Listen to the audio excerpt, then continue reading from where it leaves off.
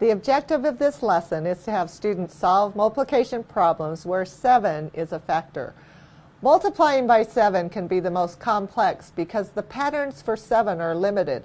For example, I can find my times 4 facts by doubling the answers to my times 2 facts, or find my times 6 facts by doubling the answers to my times 3 facts.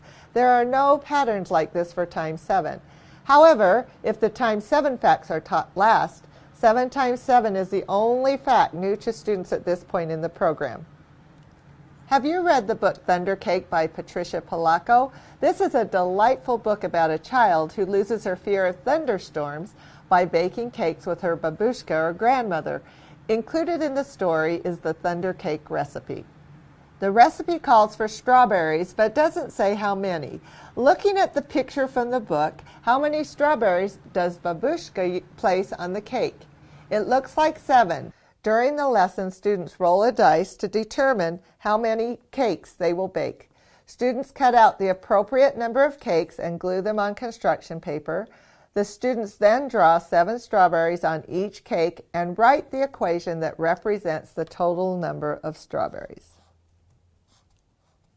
A fun way to practice the 7 times facts is by playing checkers on a game board resembling this, a checker game board with numbers on the spaces. In order to play a move, students must multiply 7 by the number on the board. For example, if I want to move here, I need to correctly answer 7 times 5. 7 times 5 is 35. Play continues in the same way checkers is played, with students getting a lot of practice and review of their times 7 facts. One strategy is to have your child create an array on centimeter of graph paper. If I'm trying to find the answer to 7 times 6, I draw an array that is 7 rows with 6 in each row.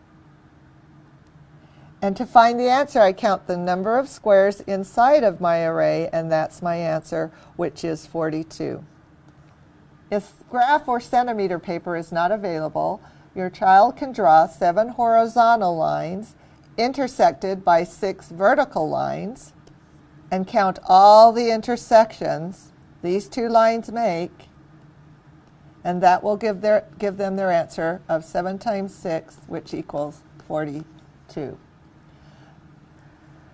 Another helpful strategy is to remind your child to use the distributive property. If I'm trying to find the answer to 7 times 6, I could decompose the 6 into 3 plus 3, and then multiply 7 times 3 plus 7 times 3, which equals 21, plus 21, which equals 42.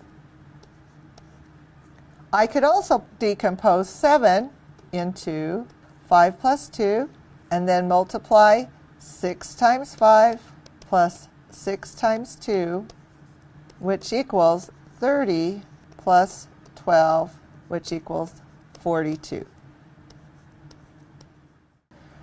You might suggest that your child use an open number line to find the answer to 7 times 6. I draw my open number line, and I start at 7. That's 1 7. Now I make 5 more jumps of 7. There's another jump of 7. That takes me to 14. One more jump of 7. That takes me to 21. Another jump of 7 gets me to 28. One more jump of 7 gets me to 35. And then my 6th jump of 7 gets me to 42. Oftentimes, your child will look for easy shortcuts, such as starting at 7 and maybe saying to themselves, I know 7 times 5. 5 jumps of 7 equals 35. And take one long jump of 35, and then just add their 35 plus their 7, which will give them the answer of 42. Being flexible in their thinking and using their sense of number will get students to the answer of their multiplication facts in meaningful ways. In this lesson, students learn to solve multiplication problems where 7 is a factor. Strategies and activities were shared to help students find the products of multiples of 7.